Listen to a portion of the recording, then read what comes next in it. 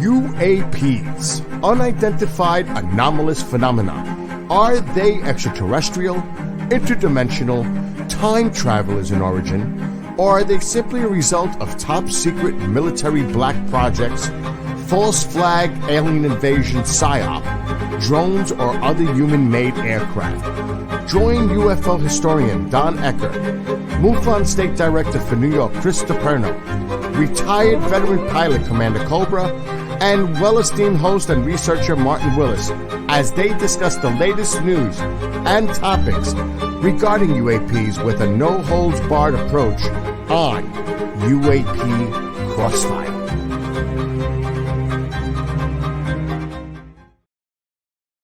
And good evening, ladies and gentlemen. Welcome back to a brand new edition of UAP-Crossfire right here on KGRAdb, your entry point to some fascinating topics. And tonight, we're going to be taking a look at a very tragic figure in the field of UFO research going back 60 years. But first, I've got to say that our panel member, Chris DePerno, because of some family considerations, will not be here tonight. But with that being said, of course, we have Mr. Martin Willis. Martin, hello. Greetings. And Commander Cobra. Commander, Hello. Greetings. Greetings to you all. And tonight's topic, Dr. James E. Mcdonald. Now, Dr. Mcdonald was a thorn, major thorn, like the size of a 10-penny spike in the side of government secrecy and concealment, going back to the mid-'60s. First, a little bit about Dr. James Mcdonald, a legendary name, no matter how you cut it or slice and dice it. During the Second World War, Dr. Mcdonald was a cryptographer in the United States Navy. And I think it's safe to assume that the cryptographers in many ways saved the United States of America. It gave us an entryway into such things as just 6 months after the sneak attack by Japan on the port and the anchorage of Pearl Harbor, Hawaii, where a vast chunk of our Pacific fleet was either destroyed or put out of action.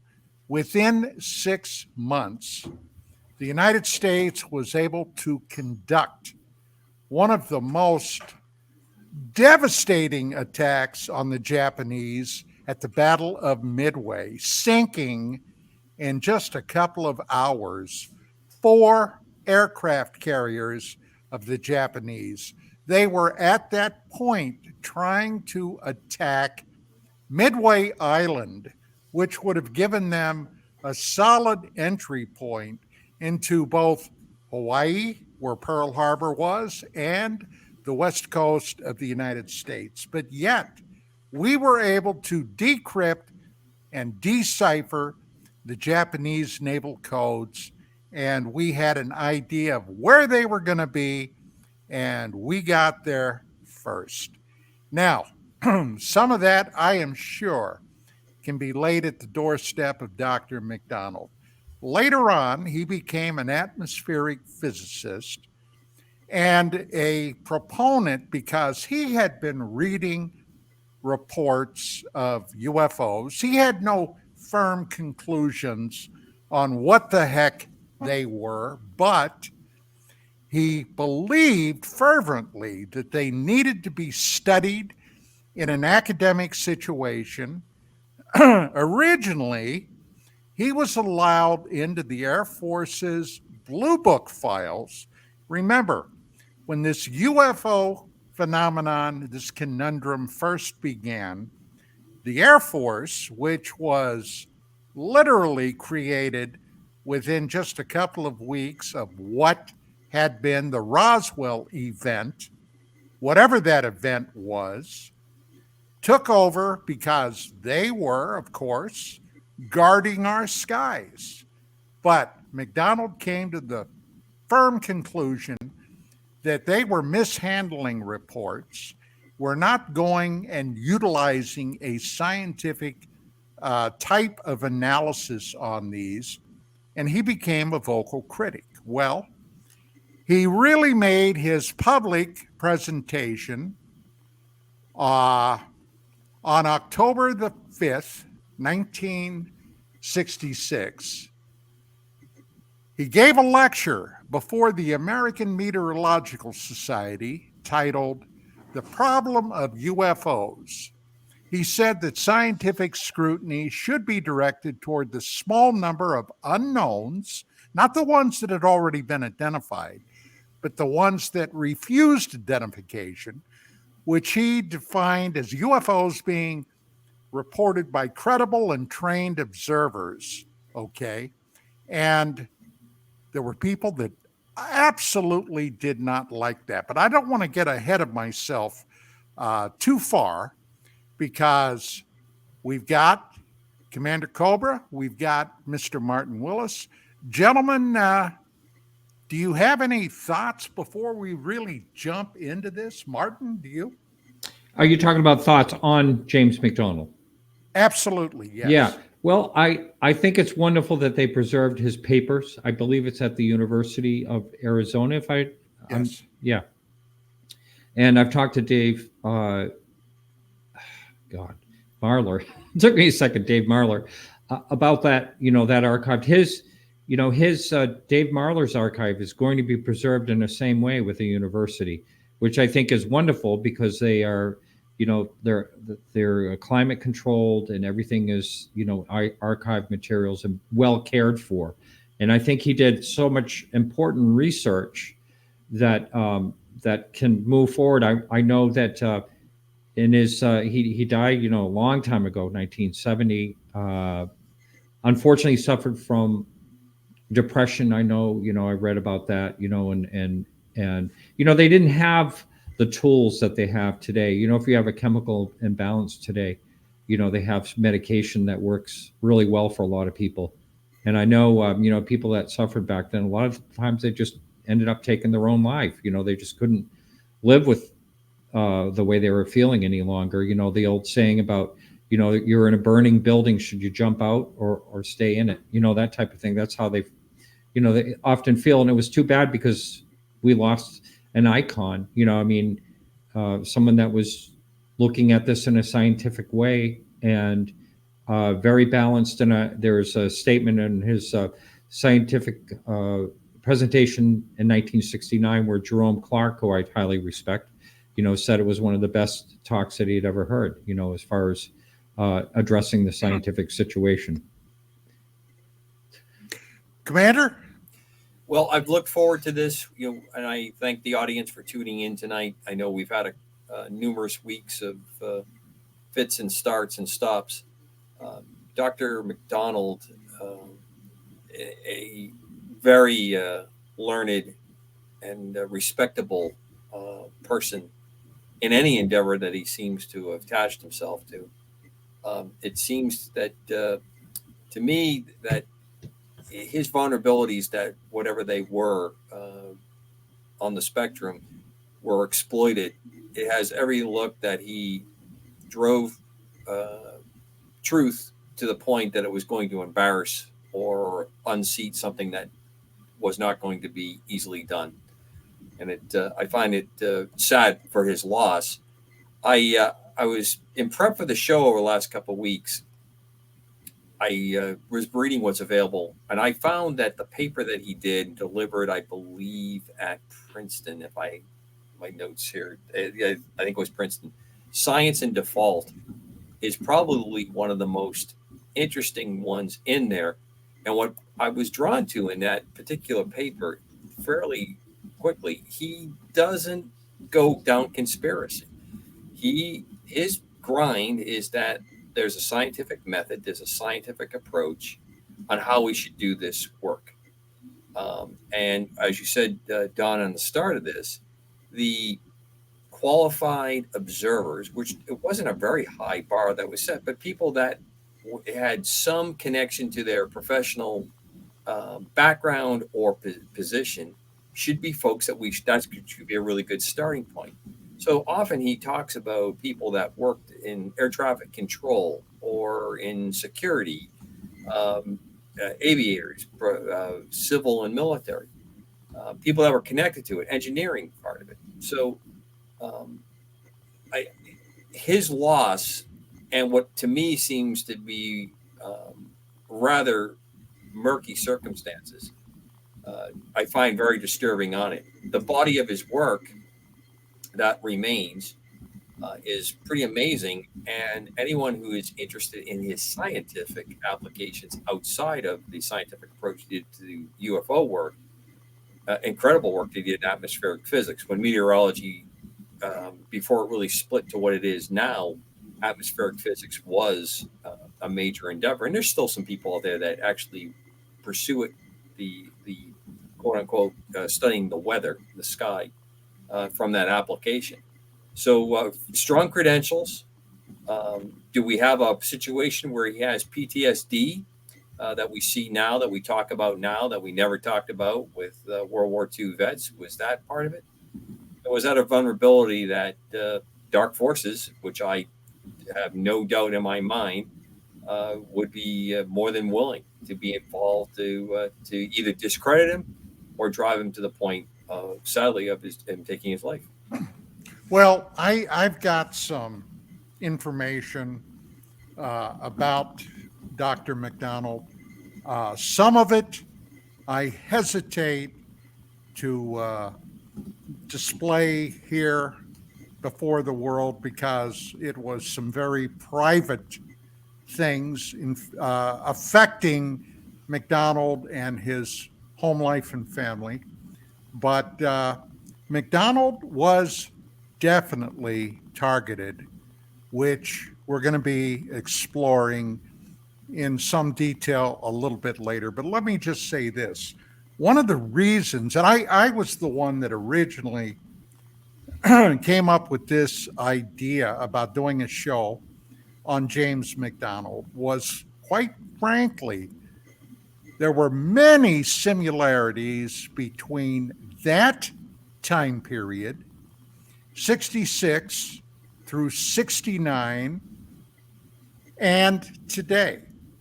And what those similarities were at that time, in 1966, at the Hillsdale College in Michigan, there were a series of extraordinary UFO sightings that made national news. Okay.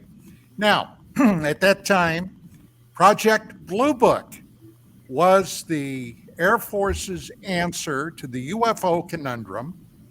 Now, I got to tell you up front, I think you gentlemen will probably agree with me, maybe not, but I think you will, that Blue Book was never anything more than a public whitewash.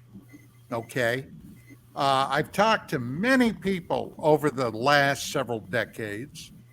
One of them was now retired Lieutenant Colonel Kevin Randall, who made an extensive examination of the Blue Book files.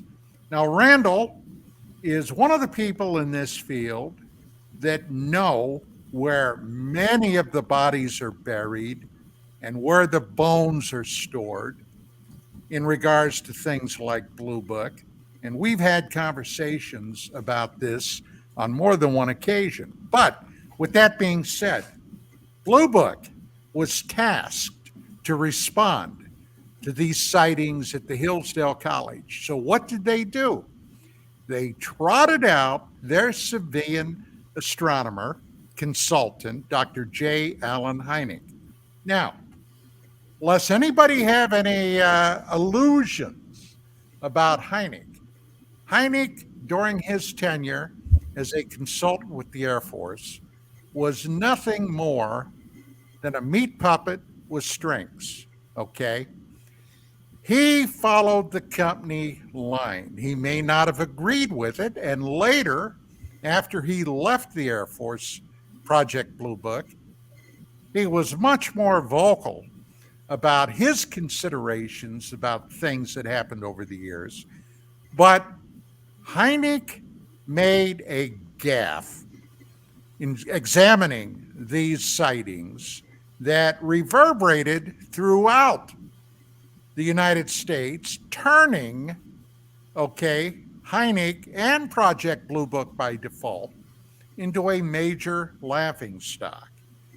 Now, these sightings happened in March 1966 in Michigan, and he went up there, and some of those sightings of whatever this was were extensive, including being made by uniformed police officers. All right. And Hynek went up there and began examining the evidence, etc. And finally, he said something that basically haunted him until the day he shed his mortal coil. He said, well, one possible thing that could have caused some of these lights was a phenomenon called swamp gas, which is basically vegetation, emitting light after it begins to decay. It's in a swamp area and what have you. Well, my God, this was in March, all right? It's very unlikely at the beginning of March in the state of Michigan that swamp gas could even conceivably be an answer. But newspapers all across the United States picked that up and turned it into a major laugh fest. Now, with that being said, these were the type of things that Mcdonald railed against. And I know from several people that I've talked to that knew both Mcdonald and Hynek. And I got to tell you up front, I've never met either of those men. So I have no firsthand experience with them. But Hynek was always described as being very diffident, And Mcdonald, in a very polite but stern way, chewed on Hynek's backside. Hynek did not like that. But with things like that and Mcdonald going public, he created a lot of problems. Now, in 67, 68, Mcdonald had been contracted by the Navy to go down to Australia to conduct some type of scientific inquiry down there. But while he was down there, of course, his reputation as an academic that studied the UFO phenomenon was well known. He ended up going on a number of television and radio programs talking about his research. Now, in the United States at that time, there were two primary, and I have to say this up front, vicious to the bone skeptics. One of them was a guy by the name of Donald Menzel from Harvard University, And I got to tell you, he was, in my opinion, a vicious son of a bitch. The other guy was a guy that I knew very well. As a matter of fact, I saved this guy personally from being pummeled by a drunk at Pensacola MUFON in 1990, Philip J. Klass. Now, Klass did something, and I later found out he had a reputation for this, because one of the people he tried it on was Stanton J. Friedman. Klass sent a series of letters to the United States Navy accusing Mcdonald of fraudulently using their money to go down to Australia to conduct UFO research, not what he was originally contracted for, which caused McDonald no amount of untold problems. This was something that was despicable, okay? And I didn't know that until many years later. But when I discovered that, by that time, I had already cut any association with Class after he blew up on me on my radio program in January of 1995, screaming, bullshit, bullshit, bullshit. Philip J. Class, okay? But this was the type of guy, all right, Class was, and Menzel was. Gentlemen, do you have anything to fill in there? Mark? Hang on just a second. Yeah, I know Menzel. I have heard of him a lot over the years as one of these skeptics, and of course, Philip Glass had quite a reputation, and that's funny that you saved him. That's good. I mean, he didn't need to get socked, but still, the fact is that from what I never understood about any of that, and then today we have our contemporaries that are kind of filling the void there, if you want to call it a void. But he seemed to have funds. He seemed to have money behind him. And I just wonder, turning it back to you, if you knew exactly why. I mean, there is a story, I can't say it's true or not, that he offered Steve, and I can't think of his last name right now, from the Travis Walton incident. Oh, yes. $10,000 to say that it was all made up. Yes. And where would, was someone funding him? That's the question, because I know today the Skeptic Society is very lucrative. I mean, they have a lot of funds. It's nonprofit, but they have like $6 million in funds, or something like that. Class, and I can recall this vividly, of course, for years, because my wife and I were publishing UFO magazine here in LA. We had contact with these guys all the time. And Class, whenever he would be asked, well, where's your money coming from, Phil? Now, let me say this initially. Class had been a senior editor at Aviation Week and Space Technology for years. Now, I have no idea what his salary was, but he was out there. He was in the industry. And he would make these remarks like, oh, yeah, the CIA pays me $10 million a year to do this. And, he would say things like that all the time. Of course, everybody was supposed to take it for a joke. But if you were to ask me, Ecker, do you think anybody was paying Phil? I honestly could not give you a straight answer, but I will say this. I have no doubt whatsoever that he was working on the behest of someone. One time I asked him, I said, Phil, I've got a question for you.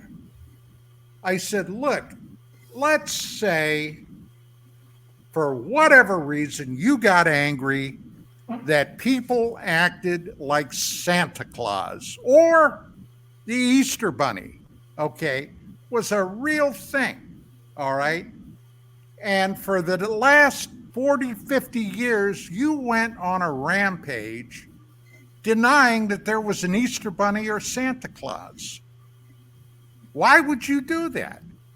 The same thing with UFOs. Everybody knows that you're one of the biggest skeptics currently in the world today, and you've been saying since the 60s that UFOs are crazy talk. Why are you continuing on? And he really couldn't give me a coherent answer, but I will tell you one thing. In the early 90s, all right, at that period of time, there were two things that were really making the UFO world go fast. One of them was abductions. The other thing was missing fetuses, or the missing fetus syndrome. For the most part, women claiming that they were abductees, okay, and they were taken aboard craft, they were impregnated, and then within 3 months, okay, the first trimester, the aliens would come back and remove the viable fetus. All right? That was one thing. The other were abductions. Well, Class ended up writing a book about abductions. And he was the epitome of the armchair researcher. I discovered that during the process of his writing that book, he never once, not one time, did he ever interview anybody that was claiming to be an abductee. Now, you guys may be aware that during the Apollo moon program, there was a federal statute on the books that, and of course, later, the government, NASA, said, well, it was because of the moon program. We were afraid that they might bring back some type of infectious creature or something that we would have no immunity to.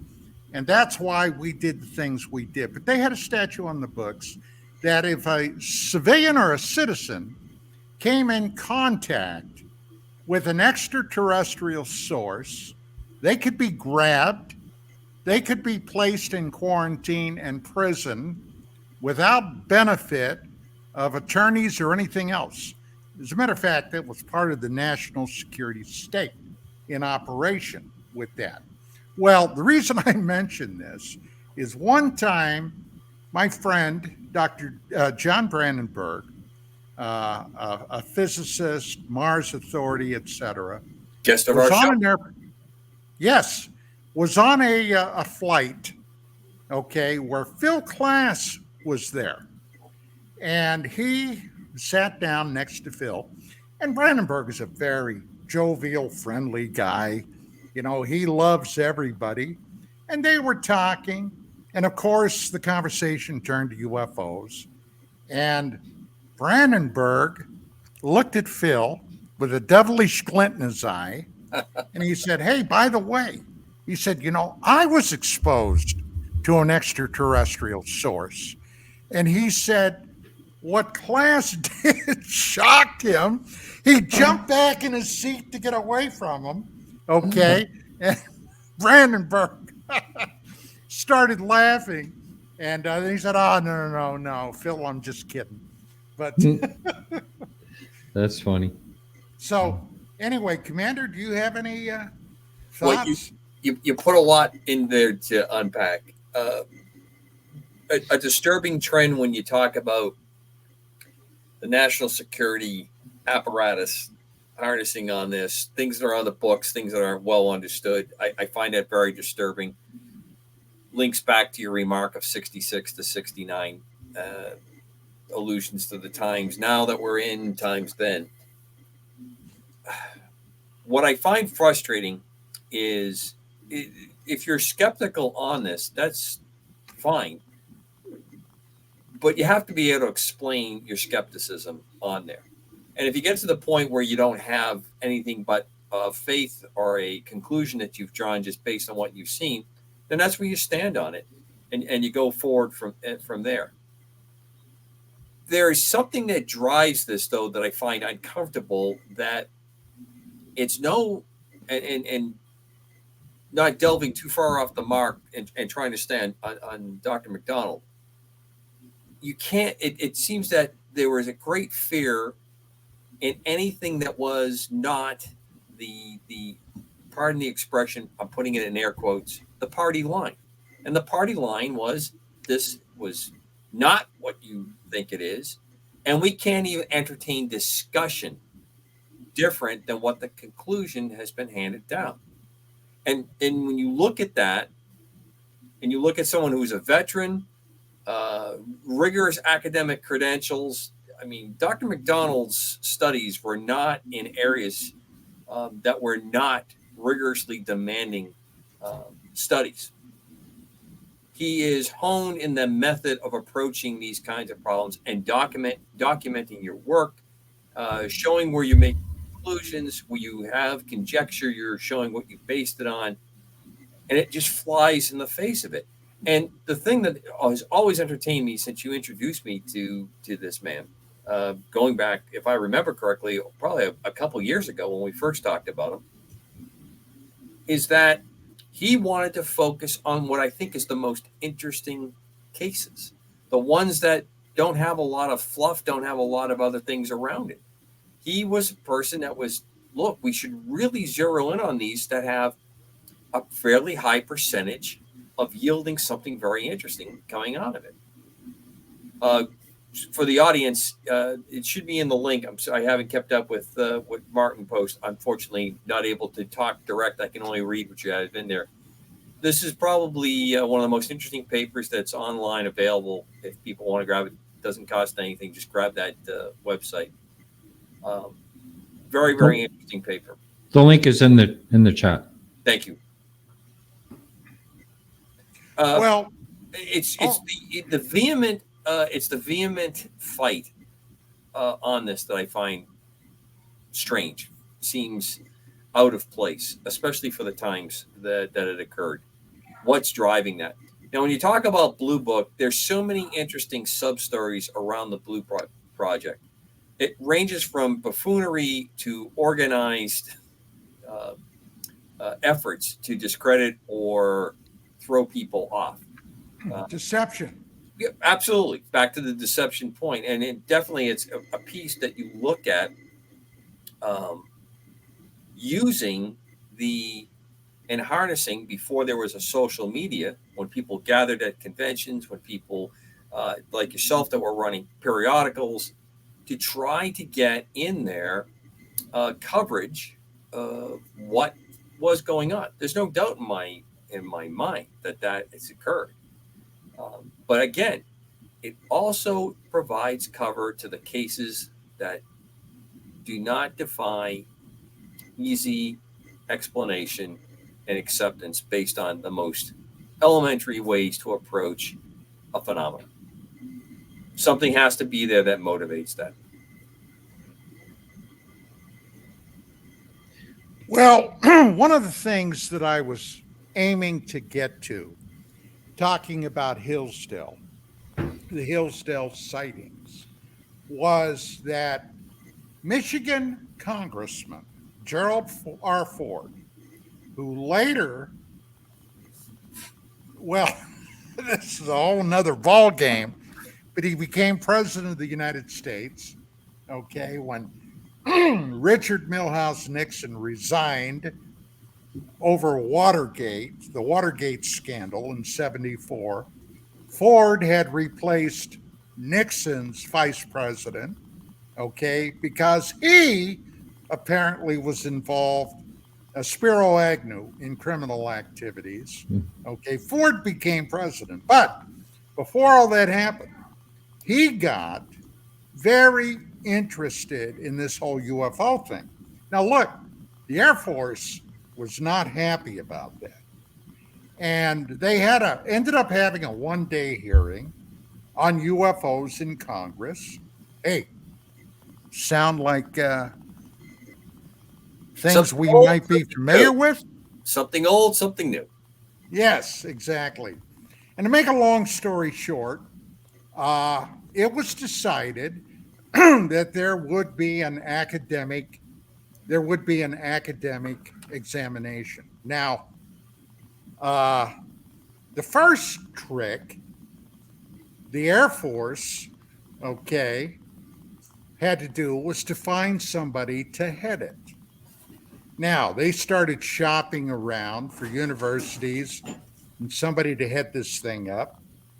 And they ended up enticing Edward Condon, okay, to head this project up academically. Now, who the hell was Edward Condon? Well, if you know anything about your history, okay, and hey, even Richard Nixon was involved in this. Go back to the early 50s. There was a great fear after the end of the Second World War. Our good buddies, the Soviet Union, under Uncle Joe Stalin, okay, suddenly weren't good buddies anymore. After the Russians absorbed over 25, 26 million casualties because of the Nazi invasion of the Soviet Union and the unimaginable death and destruction that happened on what today is called the Eastern Front, okay, they wanted their pound of flesh, the Russians, all right, the Soviets. So they ended up grabbing almost all of Eastern Europe, not to mention half of Germany. And suddenly, we were at odds with our former allies, the Soviets. Now, in the United States, okay, things began to leak out that during the Second World War, the Russian secret police, the NKVD, later the KGB, had infiltrated many, many areas of American society. For example, Hollywood, all right, had been chock full of either card-carrying or sympathizers of the communist cause.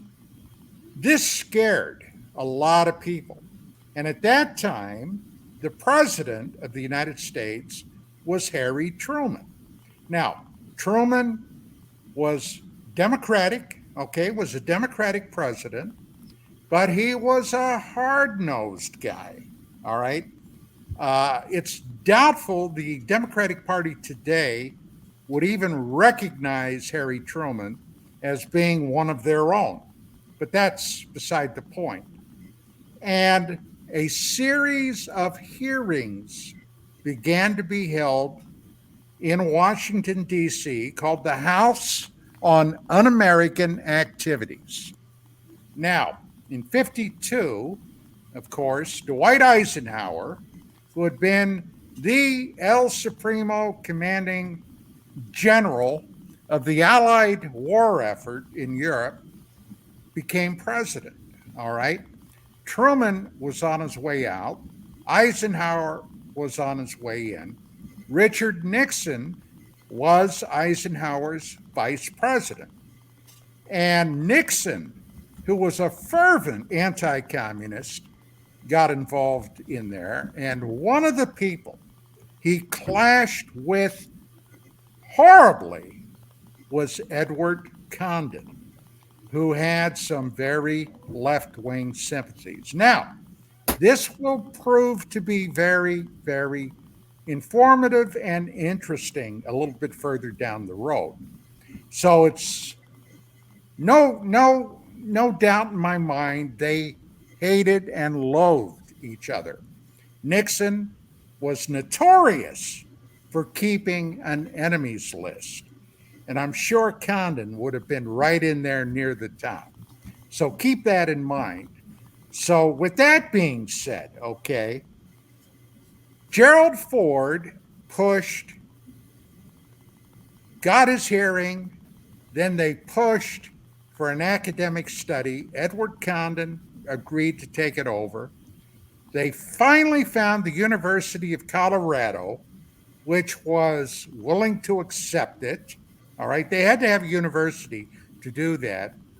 And the Air Force allocated just under $500,000 for this thing. Now, Mcdonald, of course, was very, very interested in this, being a scientist himself. He, however, was not part of the academic study at the university. But at that time, there were two well-regarded UFO civilian organizations called NICAP, the National Investigative Committee on Aerial Phenomenon, which was headed up by retired Marine Corps aviator and Major Donald Kehoe, and APRO, the Aerial Phenomena Research Organization, headed up by husband and wife James and Coral Lorenzen. And those people are also very important in the overall history of UFOs. Gentlemen, Martin, do you have anything to contribute with this? No, I'm following, where we're going with this. Not a lot. I mean, we all know what happened with the Condon Committee, and their conclusion basically shut Not down. everybody. Not everybody. That's true, yeah. But they were very, very biased and didn't really. They were accused of that. I can't say I know for sure, but by everything I've read about it, they were very biased, and basically it seemed more or less like a tool to shut down Blue Book. I mean, these things have always seemed to arise when the topic gets too hot, and they want to pretend that they're not really looking, that type of thing. And I pulled up by accident actually on the screen just a little while ago about this Kona Blue thing. I heard everybody talking about it today. I don't know if either one of you looked into it, but it just is another ongoing thing here. And of course, we want to stay on topic here, but I'm not really sure if either one of you have looked into that. I have not. I'll be the first to admit it. I've just been too busy to. I've heard it. I haven't really had a chance to look into it myself. Yeah. No, neither have I, Martin. Yeah, but the two organizations we're citing, they were both very solid and interesting. Had some really good research, and I mean, it would be really something to dig through their archives. I know some of their archives are available. Well, the reason I mentioned them is that they both jumped into the fray, offering the University of Colorado study all their files, everything. And APRO, Jim and Coral Lorenzen's group, really heavily gravitated toward academics, many PhDs that contributed to the APRO research. And of course, the same with NICAP. Now, Kehoe was a graduate of the Naval Academy at Annapolis, and many of his classmates at that time ended up later being flag rank officers. One of them was Hillenkotter, Admiral Hillenkotter, who was the first director of the Central Intelligence Agency, sat on the board of NICAP. Now, I've never really quite known what to make of that. They were classmates. They were personal friends, Kehoe and Hillenkotter. But might there have been a dual purpose in Hillenkotter being on that? Possibly. Because, hey, after the Second World War, we did not have, other than military intelligence personnel, we didn't really have a CIA type organization, with the exception of Bill Donovan's OSS, the Office of Strategic Services. And Donovan still kept his hand in, but when the CIA was created, suddenly we had an organization that, not that we couldn't before, but could go toe-to-toe with the Soviet KGB at that time. Commander Cobra, do you have any insight? A couple things. I'll work back to the intel community in a second. You laid out the case around what happened with the Condon study, but I think it's interesting to just draw the obvious parallels when I looked at when Senator Reed was with us, and he was able to get funding to have a study look at UFOs. to the Stars Academy forming in there. So we repeat the process over many times. And I think the problem is if you don't have, and obviously I couldn't carry the book bag of either one of you on the history of this, looking back at the decades upon decades, but you start to see a cycle and a trend repeat itself over with slight variations in that. And the principal center of what we're talking with Dr. Mcdonald is there's been many folks that have literally lost their lives, if not their livelihoods and other parts involved in this when they seem to get too close to what could be truth or breaking some kind of barrier that's on this. In the chat, I'm sorry that I didn't catch the name. There was a question in there. Do you believe Nixon showed Jackie Gleason alien bodies on that? Yeah, we talked. Didn't you talk about that, Don, a number of shows ago? Yes, we did. Yeah. But I got a firsthand story. All right, but hold on a second before you go to that one, because I want to just finish up. The intelligence community, the huge difference between the OSS and the CIA is that each military had and still maintains to some great deal an intelligence operation for obvious reasons.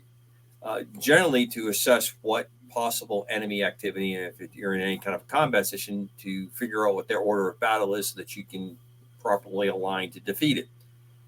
The OSS scared a lot of people because it was directly working for the executive branch, directly for the president. It had a free hand.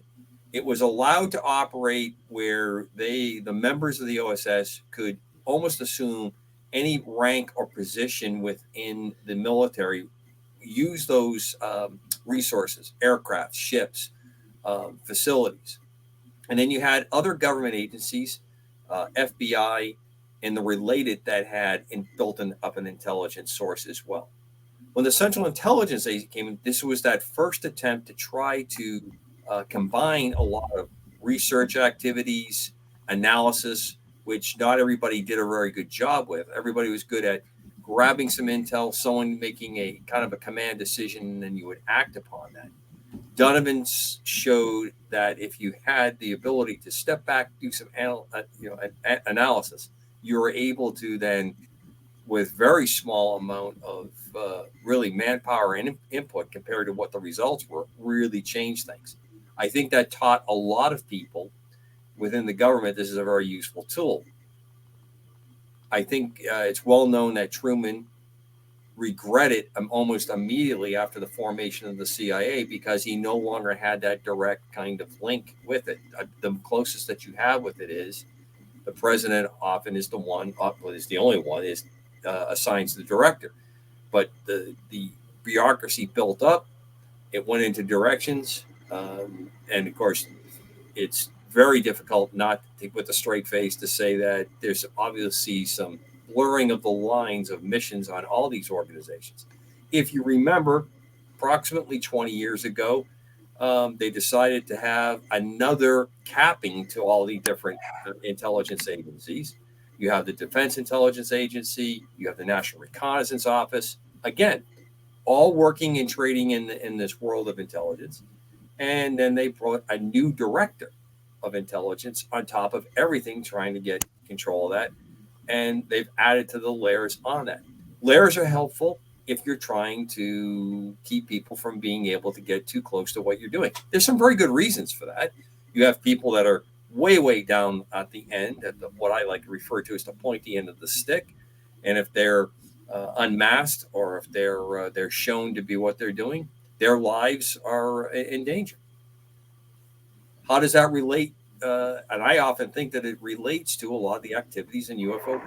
I think that is something that definitely we have touched upon many times. So that was to answer your questions. Why don't we get back to a quick recap of President Nixon and Jackie Gleason, from here to the moon, Alice? And the one of these days. One of these days.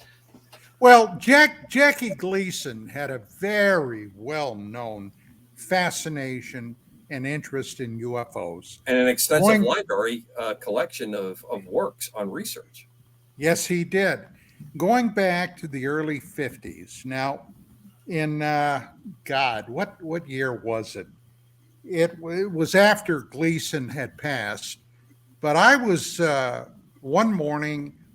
This had to be in the mid 90s. I had been invited to come on a CNBC show in the early hours of the morning. I had to get up at 5:30. Oh my God, 5:30, and go over to the studios. I was there at 6, and then I think we were on the air, and I've got a photograph of me on the air, and if you could see it, you'd laugh. I looked like I was hungover. I wasn't, but I mean, at this early hour in the morning. And I did my shtick, but one of the other people there was Gleason's ex-wife. Okay. Now, Jackie had been married, I think, it doesn't really matter, but 3 or 4 times. And I was talking to this lady, and I forget now even who the heck she was, her name. But anyway, I had remembered this story. So I asked her about that. I said, I've heard this story. I knew that Jackie Gleason had a tremendous interest in UFOs. As a matter of fact, I had even heard some old Long John Nebel interviews where Gleason had called in when they had a UFO topic on the show, talking about it. And I said, the story I heard was that he was a golfing buddy with Richard Nixon. And Nixon, okay, at that time was president of the United States, knew about Gleason's interest and fascination.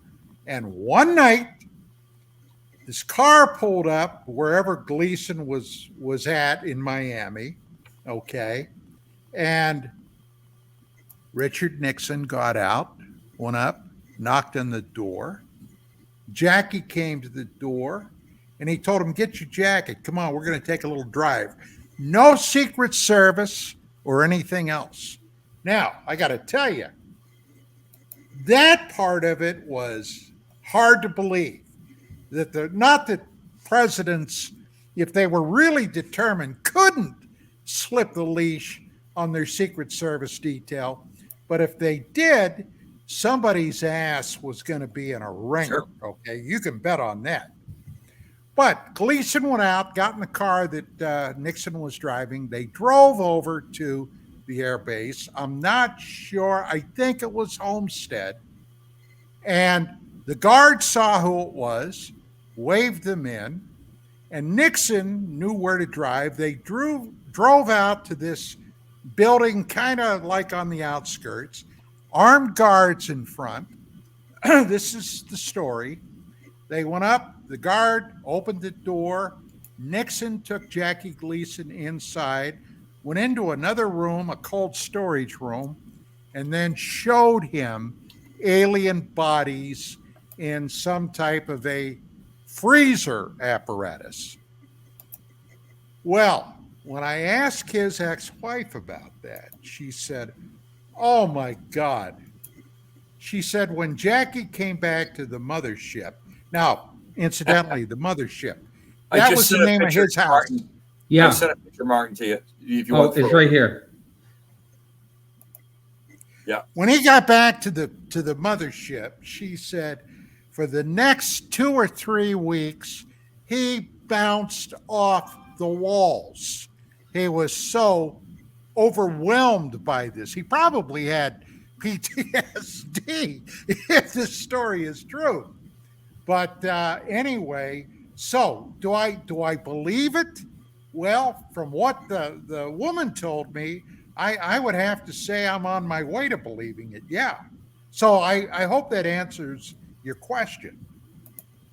Well, it's for the audience. And before we run to break, I saw J. Paul had put in there that this is I'm using the word conspiracy. J. Paul didn't use it, but this is a a concerted effort to block the advancement of introducing new technologies, breakthroughs, either inspired or acquired or through development. And I completely agree with that.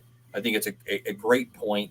I think that this is why there's suppression of a lot of it going on, because the status quo and those that are kind of in on the good side of the status quo like the way things are going, like the order that they have, and they don't like breakouts like this because it upends technologies, it upends economies, and ultimately, which I have said and shared with you, all three of you, is that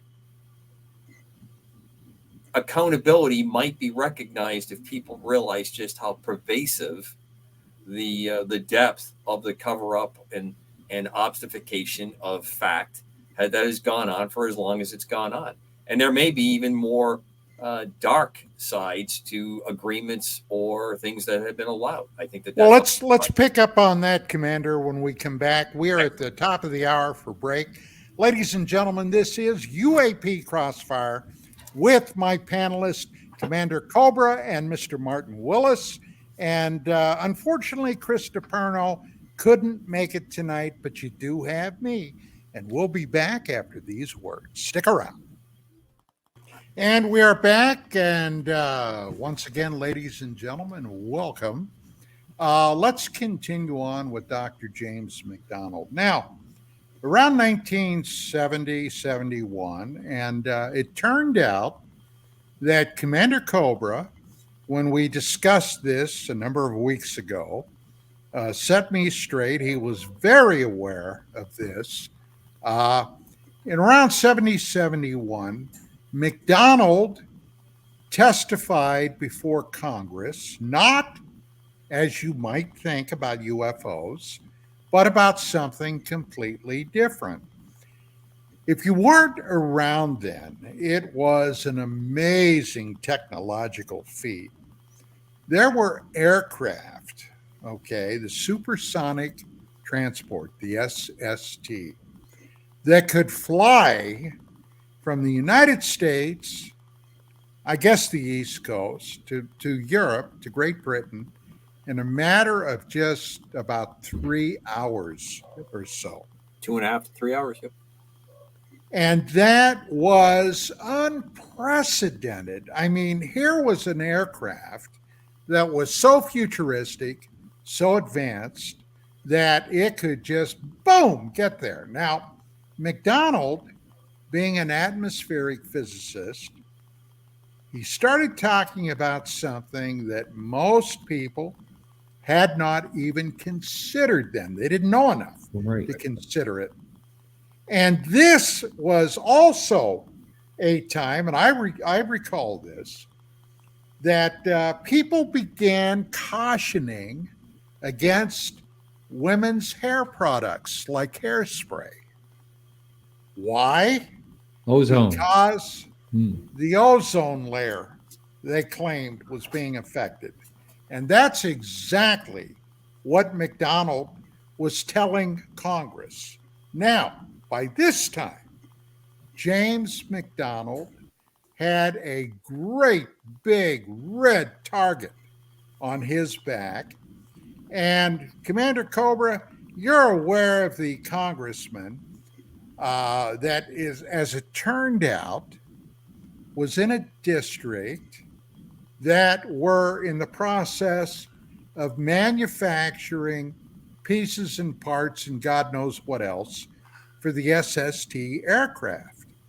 And of course, his main concern was how it would affect their business.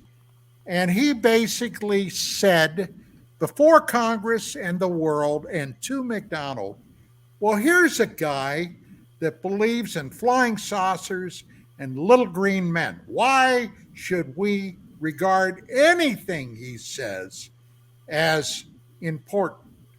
Commander?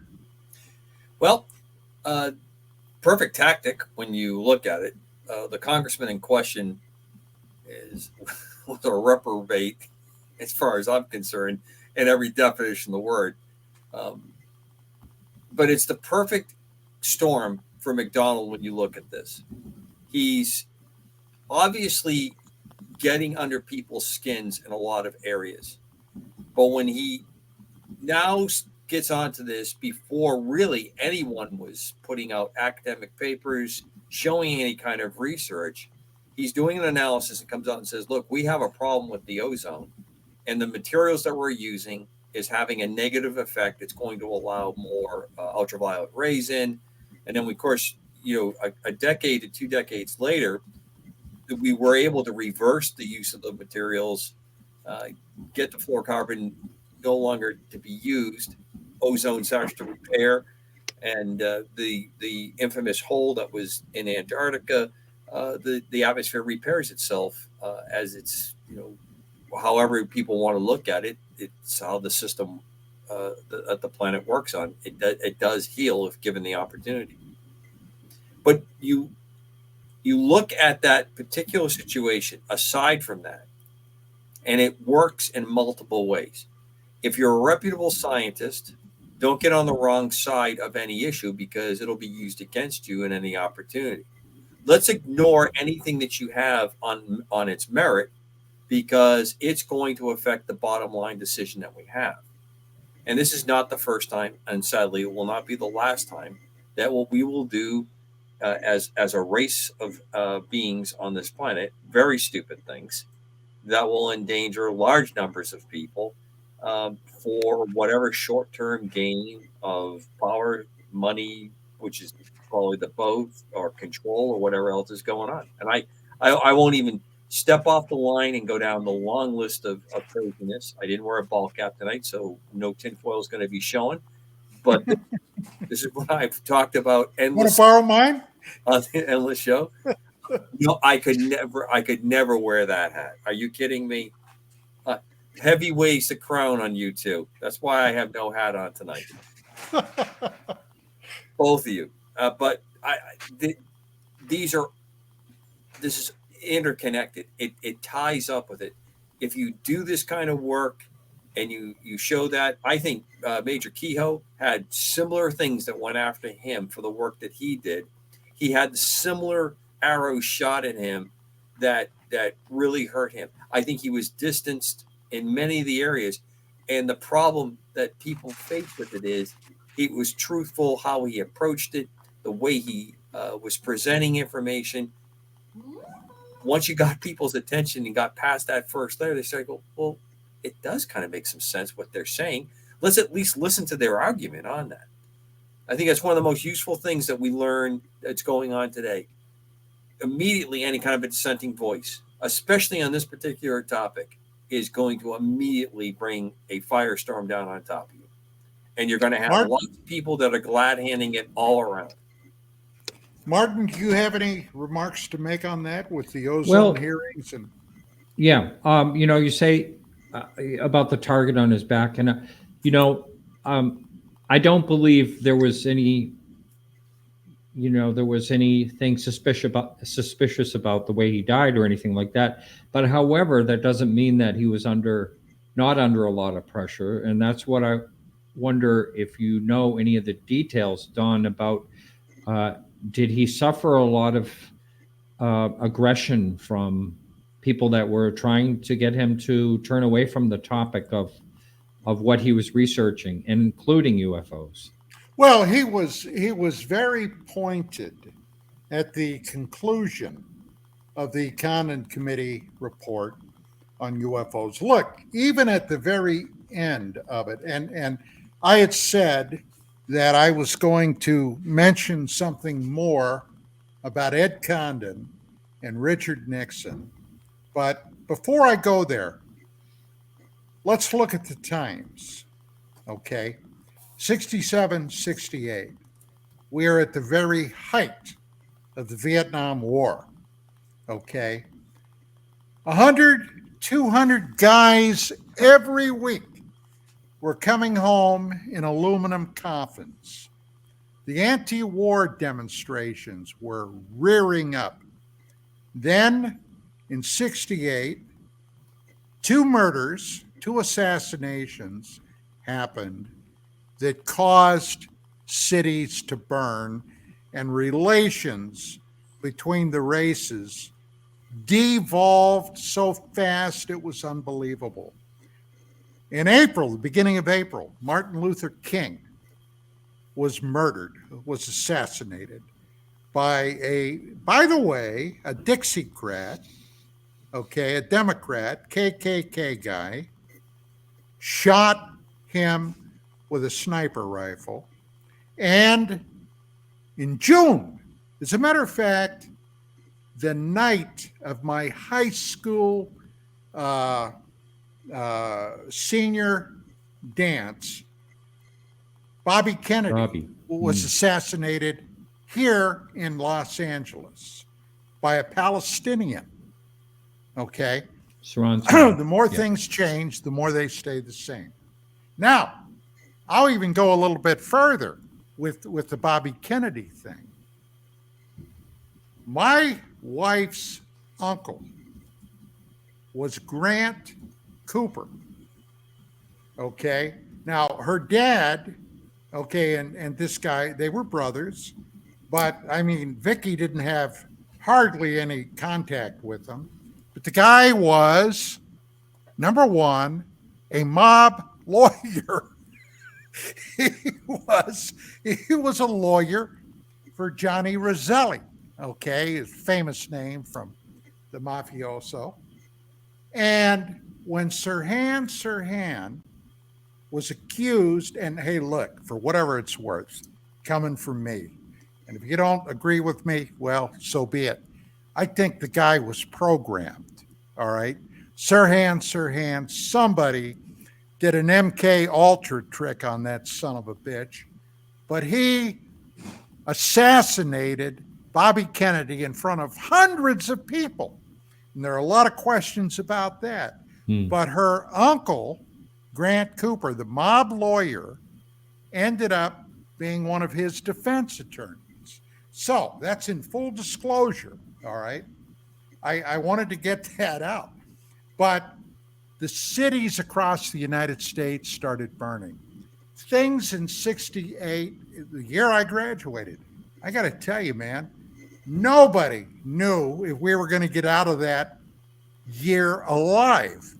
In July, August, okay, the Republicans held their convention, okay, down in Miami, all right. Richard Nixon, who had tried to capture the presidency in 61, was defeated by John Kennedy, all right, made another stab at it. He got the nomination, and he ended up squaring off with Hubert Humphrey. Now, ultimately, Nixon won the presidency. January 69, now, he was the president. Now, Ed Condon saw that.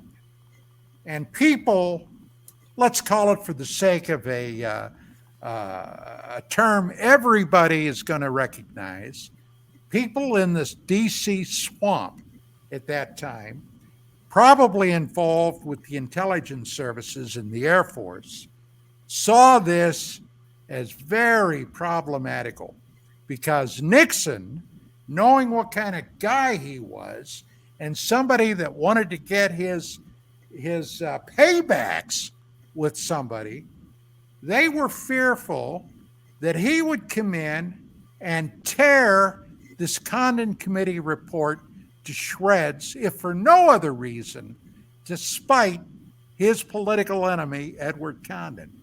So they rushed that conclusion of that report through.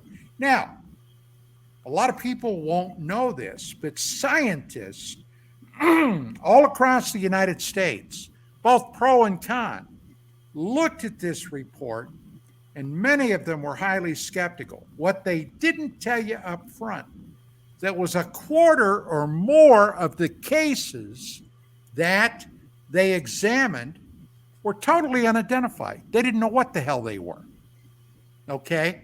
So, for the sake of argument, let's say 25% of these cases were unknowns. Now, that's a hell of a lot of unknowns.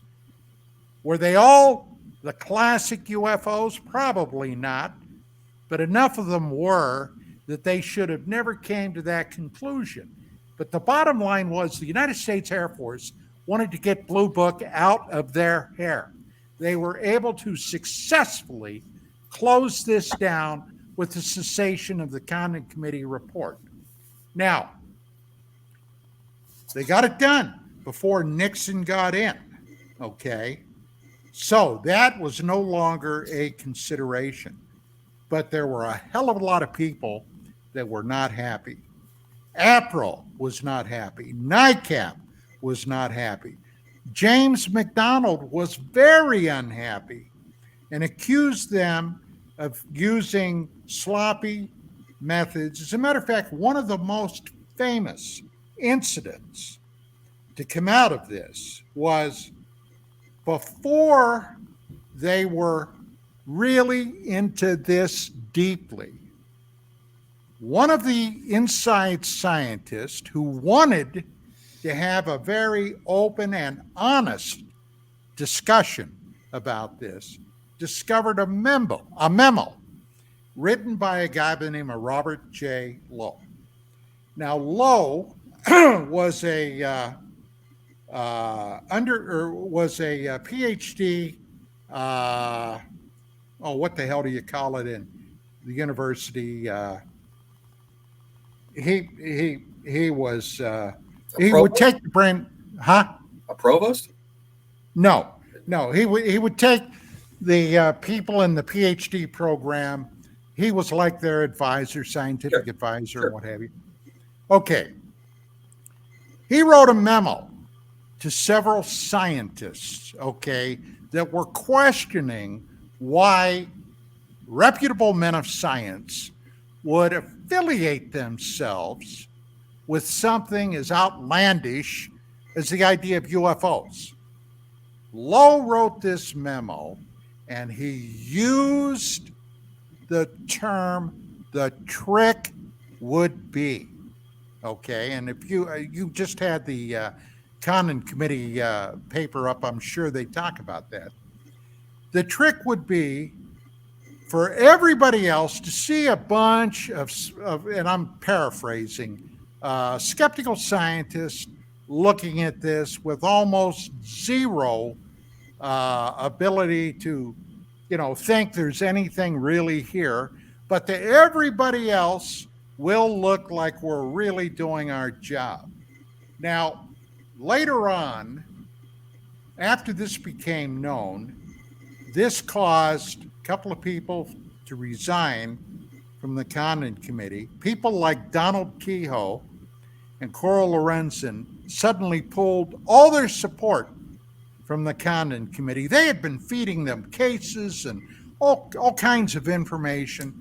They said, screw this, we're not playing anymore. You guys have shown you're not honest. That's it. And it created a big kerfluffle at the time. So, McDonald really lambasted into that. And this was, before the ozone hearings at Congress. But this guy now was marked. He was marked. Now, I said that I was privy to some information that is not public knowledge. I'm not going to disclose what that is, but I will tell you this, that he was having not only problems professionally and academically, he was having problems in the home. Now, something finally snapped in McDonald. And he got himself his pistol. He walked out into the desert. He was living in Arizona. And I guess he decided, I've had it, this is it. And he shot himself. The first time. Didn't kill him, obviously, but it did blind him. He was found, they took him to the hospital. Now the poor guy was blind. All right. Apparently, things didn't get any better for him. So, once again, after he was capable of and able to, he got himself another pistol. and he went out into the desert this time, and he got the job done. Jeez. And that was the end of James McDonald. Now, Horrible. out here in California, unfortunately, she's now no longer with us. A lady, a long-time lady Great in the one. UFO field, Yeah. Ms. Ann Truffle, okay, knew McDonald, wrote this book, okay, Firestorm. And if any of this stuff we're talking about tonight interests you, This is the book. I strongly suggest finding a copy of that book and reading it, because that'll give you a heck of a lot of information. Jack Vallee's Ford is worth the price of admission just to get your hands on the book. Yeah. So, gentlemen, Martin, do you have any comments, remarks, observation? Yeah. Well, first of all, I got to meet Ann's daughter, and she was very, very nice. I interviewed her and talked a bit about McDonald, but also that she has the original. Is it the Heflin photos? The Polaroids? Yes. Am I thinking? She has those in the safe, the originals, because they showed up again. I'm going off track. No. So about the Condon Committee and Project Blue Book, closing in 1969. I just bringing this up as kind of a side note here because I think it's really fascinating. I'm involved in this group down here in South Carolina where I'm spending a few months in a guitar strummers group. We strum guitars. There are some really good people. I'm not saying I'm good at it, but I enjoy it. It's fun. And working on a website, and I was talking to a guy that I'm working on a website with, and he said, "Oh yeah, UFOs. Yeah, I used to talk. I worked in the Department of Defense at Wright Pat, in Ohio, and I used to talk to the guys at the coffee bar about, UFOs. It was pretty interesting and all that. And I did a talk down here about that, about the UFO topic basically.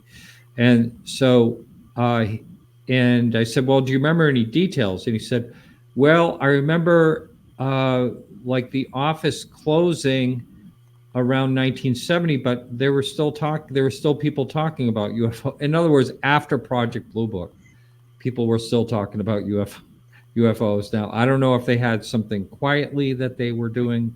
Most likely, I would imagine they probably did have something going on there, but I tried to get as much detail from them. History repeats itself, right?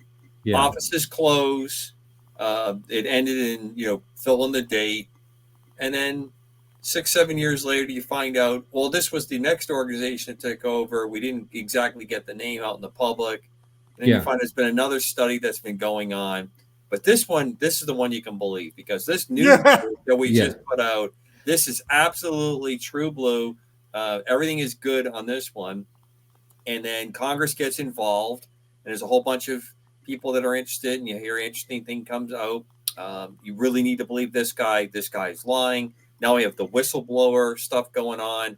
A whistleblower makes it, and then you have legions of people. But if you roll back to McDonald and the period around with Condon, you kind of see the blueprint, no pun intended, that was kind of etched out here to set up these kinds of activities that when it's useful for whatever reason it is to have the information come out, we're going to allow it.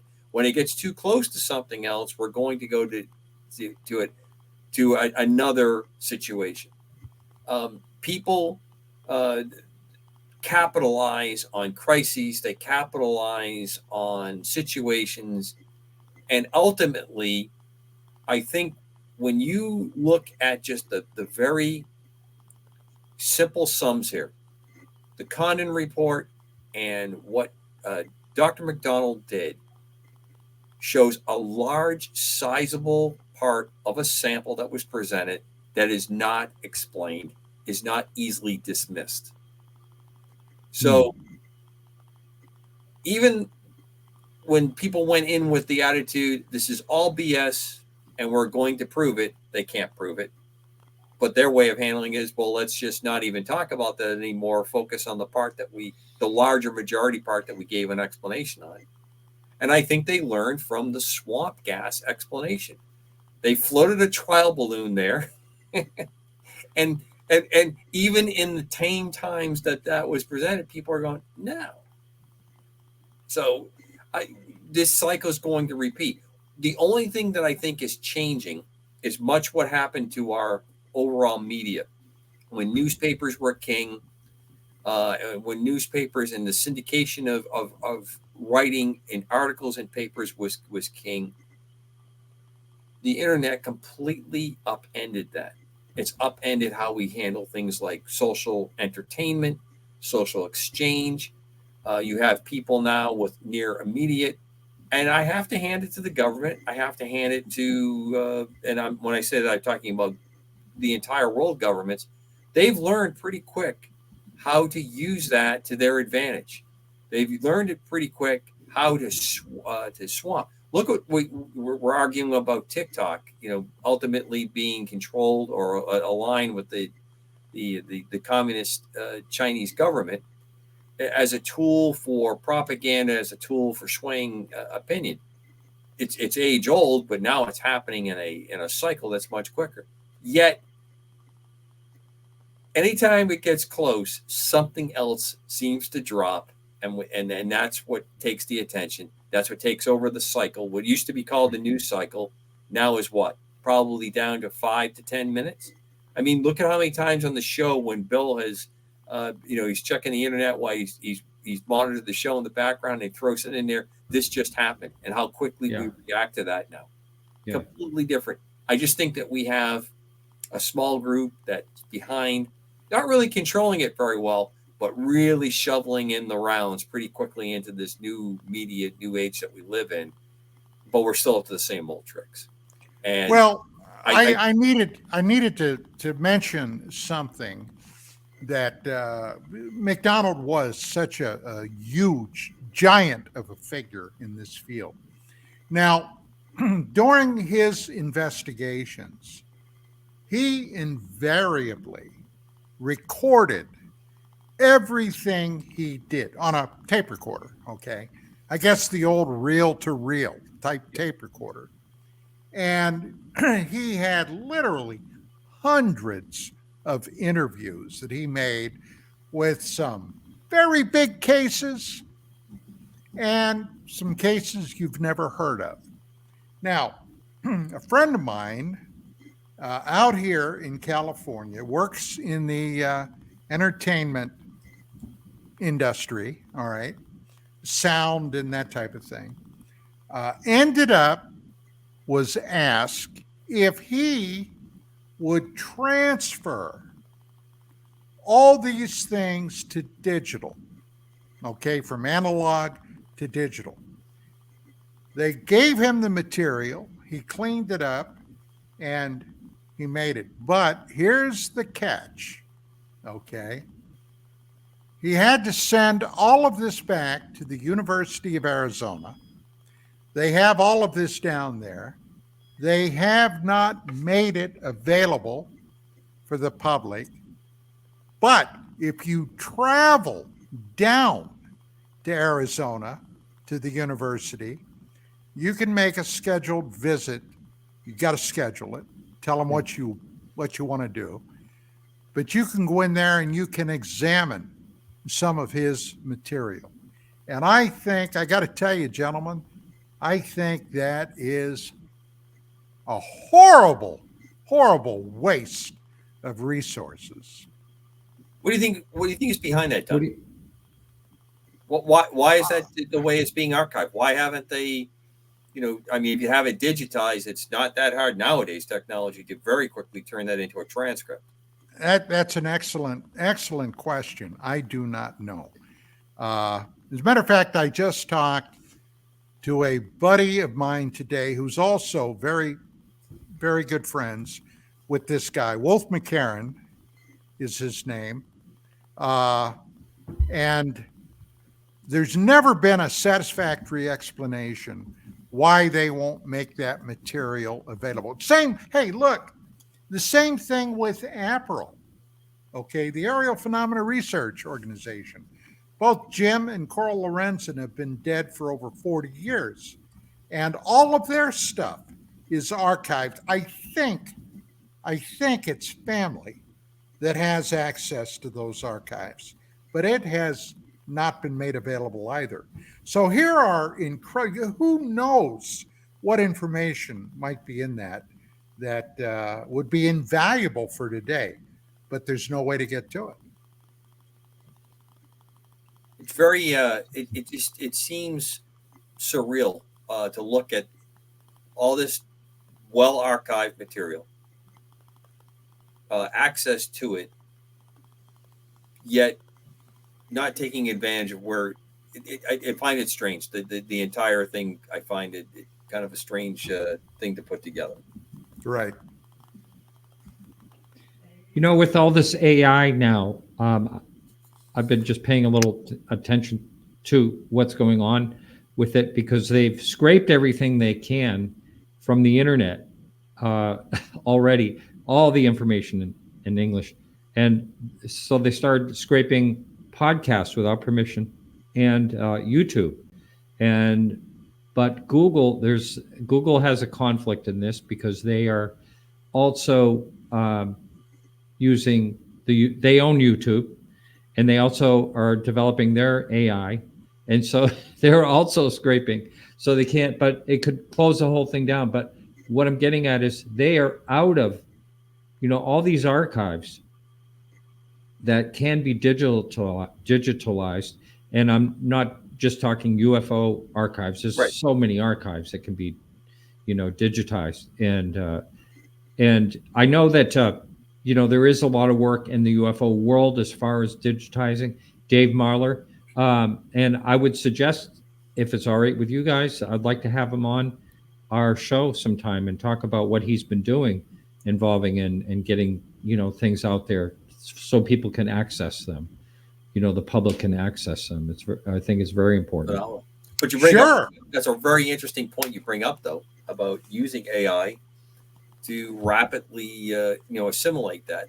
I mean, I have my concerns, because AI is human-created algorithms that are used to generate the machine learning aspect for it to go forward to do that. So it's hard to make it without a slant, but that doesn't mean that you can't have two kinds of AI to go through and then do the compare and contrast.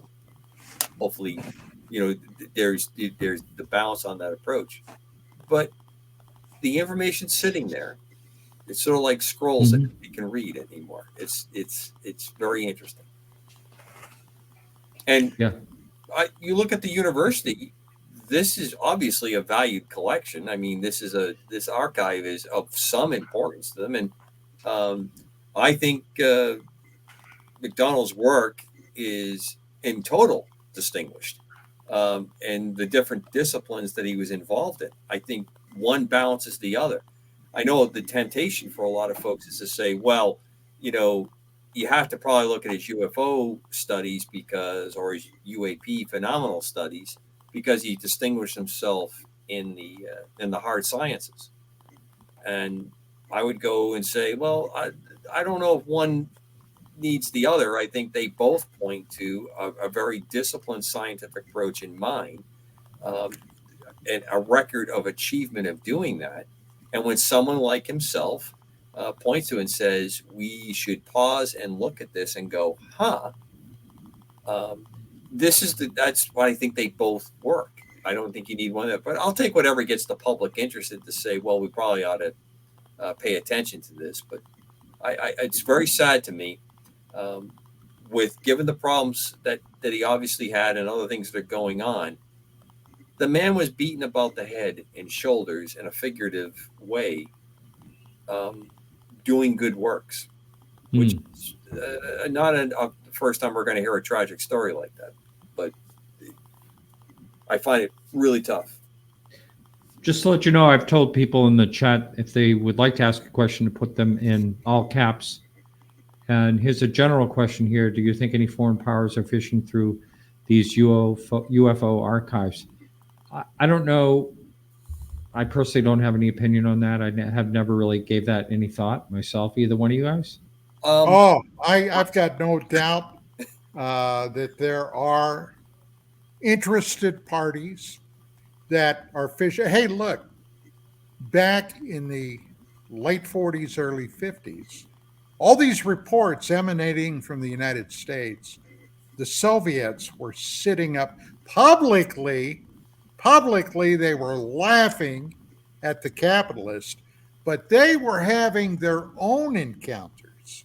Right. So you can bet Joe Stalin and his boys were doing everything they could do to find out anything they could find out about this phenomena, Commander.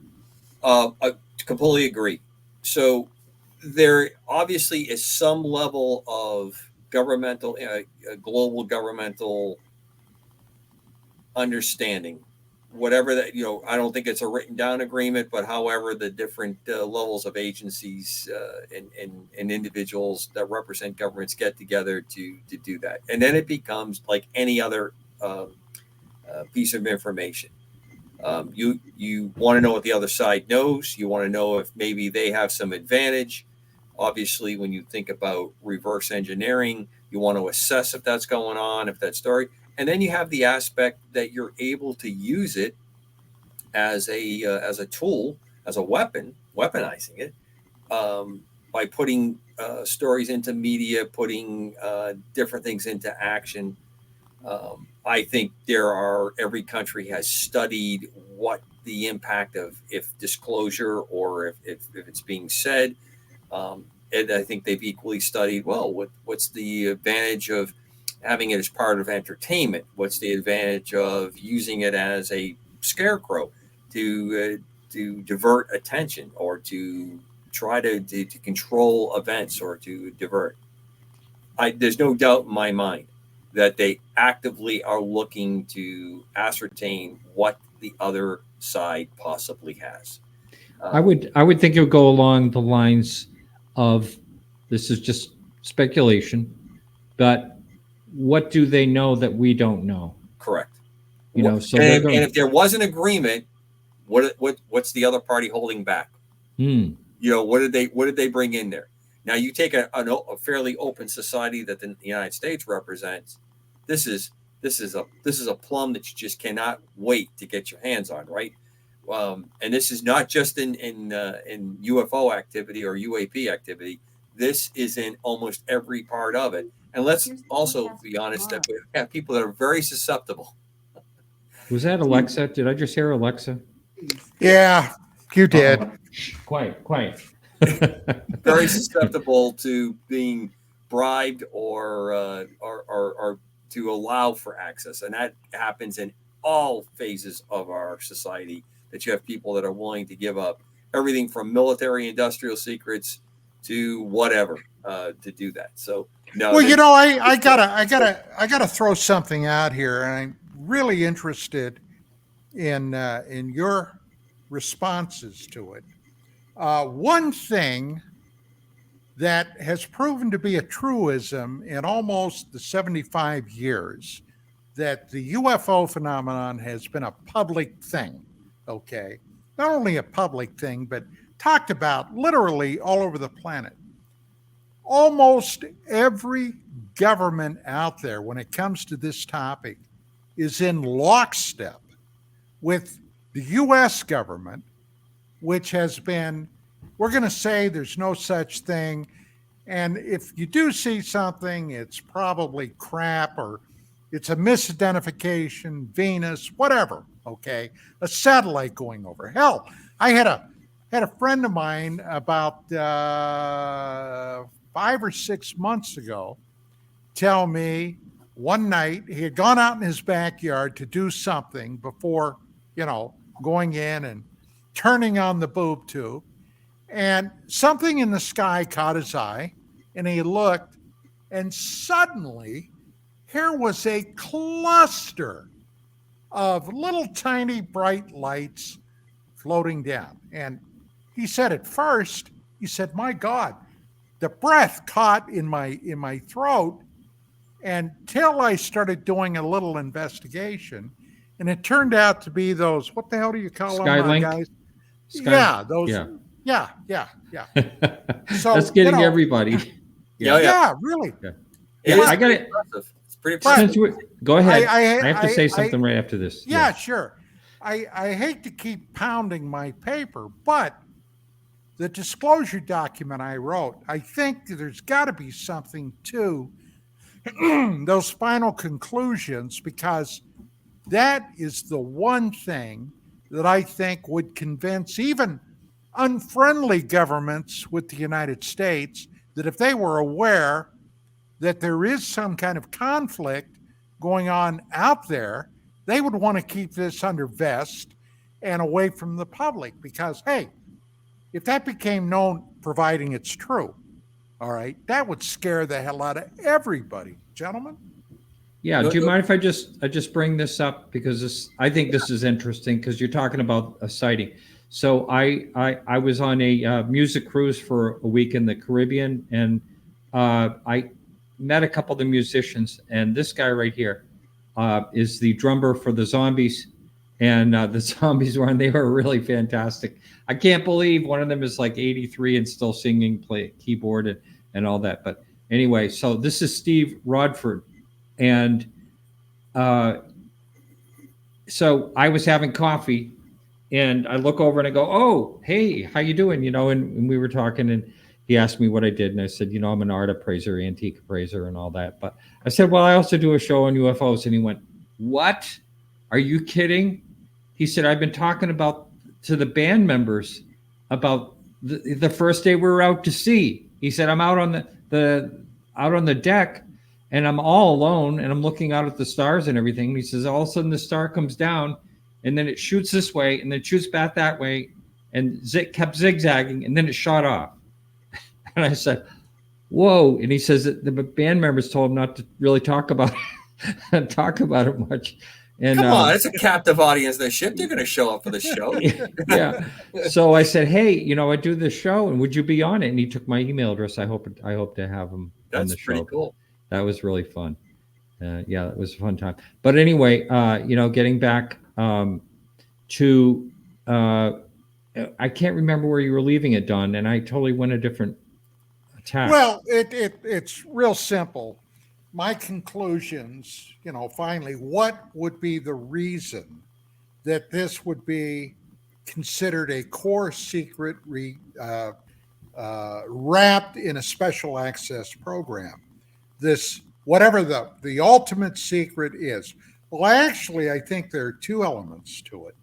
Number one, and this is played out over the decades around the world, a lot of witnesses have reported seeing what appeared to be various UFOs in combat and out in space, STS-48, Phobos-2. These were actually two examples that I used. That would be a reason to keep this ultra secret if it were actually real. And I personally think it is. The second thing, and I've been toying with this on doing another paper about this aspect that would be kept secret, is, and we go back to Zecharia Sitchin, his original Sumerian investigations, his translation of ancient tablets, etc., with the imposition of aliens, the so-called Anunnaki, making their presence all around the globe, with the idea that originally they basically created modern Homo sapiens sapiens as a slave race that went on for hundreds of thousands of years. I don't know when it was they decided to leave. It might have been with the advent of the Younger Dryas event, when the ice caps melted, dissipated, and what have you, the chaos that created. But I've been doing a little research here and there, thinking I might do something on that. So fascinating. Well, I want to throw a quick one out to the audience. Jay Paul has put some outstanding remarks in the comments tonight, and I urge, if Jay Paul has the opportunity, please drop me a line, Commander Cobra, KGRAdb at Gmail. Love to connect up.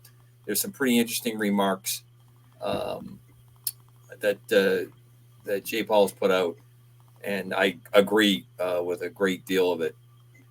So, anything you want to address? No, I did mention to people in chat, if you have any questions, please put them in caps, and we'd love to have some questions from you. And because we are winding down, what do we have, about 15 minutes, something like that left, done, right? yeah, a little closer to. Yeah, it looks like, about 11 minutes, actually. So let's kind of round the table here. Body of work, in my mind, that Mcdonald produced in his scientific endeavors, which includes his study of UAP UFO phenomena of the time, I think withstands pretty stringent academic and scientific method standards. I think the body of the work that's there. I think when you look at some of the things that he pointed to that didn't make sense, you should put pause to a lot of folks. I am still, and I didn't really think about that we got together on the show tonight, perplexed with the handling of his archives and the handling of his information. You have access, but it's not easy access. And we live in an age where simple, easy access is the norm. It's the standard. So is there something there? Is there some kind of just using the weight of not putting the system to prevent that information coming out? Are they just hoping that this becomes a more obscure source and disappears? Well, that's certainly possible, but not just with Mcdonald. Oh, no, that's what I'm saying. And that's the last point I was going to make. I think the Mcdonald situation is a perfect depiction of this repeating cycle that goes on. You have scientific approach that goes forward on it, and then is trying to figure out how to make it work, how to make it better. It's followed by the government getting involved and say we're going to have studies and hearings, and then you end up with what we find now. Well, with Condon and with the Arrow report, okay, hell, they're both sides of the same coin. All right? The way I see it, they're both sides of the same coin. So, and take Grouch now, David Grouch. He's been roundly castigated in many ways, similar to what they did to Mcdonald. Sure. Okay. Questioning his mental acuity, questioning for God's sake, the man was the United States Air Force officer. Now that doesn't give him shielding from everything, but he didn't reach that rank and the duties that he had to perform because he was a screw up, and he didn't go searching to be the person that's put in front of Congress. He was chosen, given clear guidelines, of course, but he was chosen. And what did it get him? Ultimately, what did it get him? Same thing with Mcdonald. What the hell did it get him? Nothing. And he ended up committing suicide. So, I don't know. What do you think, Mark? Well, we're talking about Grouch. There's a lot of criticism of him right now. I don't know if anyone has been paying attention, but there's a lot out there just saying he's, evading, talking to anyone. I've actually tried to get in touch with him through someone else, and he says he's basically working on something behind the scenes, is not doing any interviews at this point or anything like that. But I think, part of it might be because of the way he was treated, possibly. I'm not sure. But whenever anyone goes dark for a while, like Lou Elizondo or anyone, and Lou was writing his book, all of a sudden, everyone comes up with these theories. Oh, he's this or that. I mean, it's kind of funny to listen to, because there always seems to be, the reasoning is conspiratorial and not like for personal reasons or anything like that. A lot of times people just want to, cool off a bit and don't want it to be controlling their life when it does. I mean, think of how much in the limelight Grush was, for instance, and for a while, and that's a lot of pressure. And there's all these people contacting him constantly, and all these news stations constantly contacting him. And I don't think he did anything for money or anything like that. I mean, how much money has he made from all this? I mean, that's the first thing people say. Oh, he's in it for the money and all that. I don't think, I don't believe he was in any of this for fame or money. Well, I'll tell you, they're both bullshit. Okay, fame and money. I've been in this thing for 36 years. All right. I've gone broke 1,000 times. All right. And fame, as far as fame, oh, there's Ecker. What a son of a bitch. So there you go. That's your fame and money. Yeah. The other part, Martin, you bring up is if you watch what happened to Major Lieutenant Colonel Grush, I still don't know what the final rank was on there.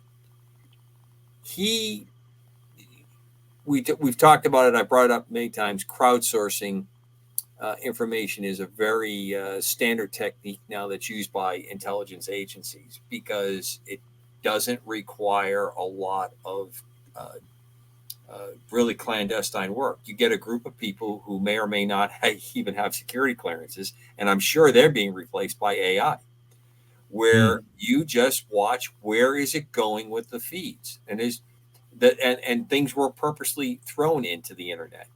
One of the famous example is the Pope announced today that he is going to travel from the Vatican to pick a country in the Muslim sphere.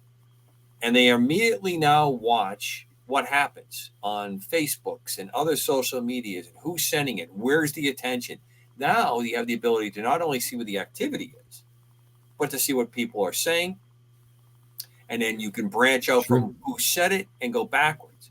So I have a feeling that many times when people like to show up, especially when they finally get to that spot where they're at Congress and they're testifying, that it's now with, Twitter, formerly known as X, formerly known as Twitter. I guess you have to say that as part of the trademark, and I wouldn't want KGRAdb to get in trouble because Commander Cobra doesn't do Twitter, or X known as formerly as what Twitter used to be called, or whatever part of it. I'm not very good on those social medias, but I do understand the power of what they have. But one of the other things that's incredibly telling is you can get almost an instant respiration of what a person is doing. Obviously, politicians are running on that. People that are branding are doing that. We all do it to some level when we check to see how the show's doing, or what's happening on a market. All of this is that part of it.